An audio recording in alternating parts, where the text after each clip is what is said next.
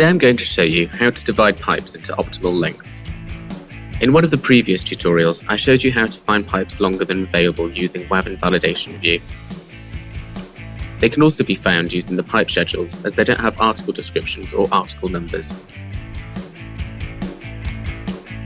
Unfortunately, Revit cannot automatically restrict the length of a drawn pipe, so you have to manually split the pipe after it is drawn.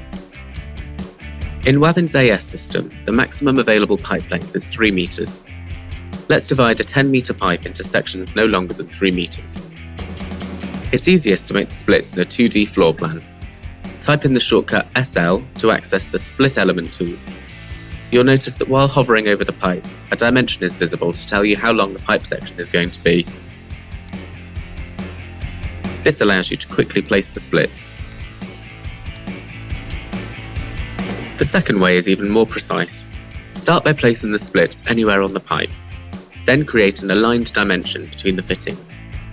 Attach the dimension to the reference points of the couplers, right where the pipe ends.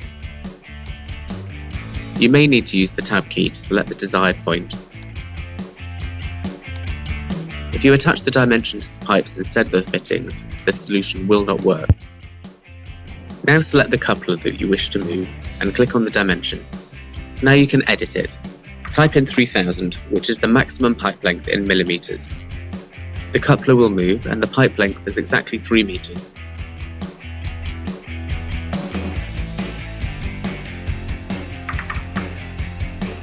If properly done, this method can quickly place a whole sequence of couplers on a long piece of pipe.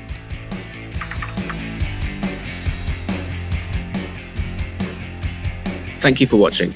Make sure you watch the rest of the WAVN tips and tricks videos.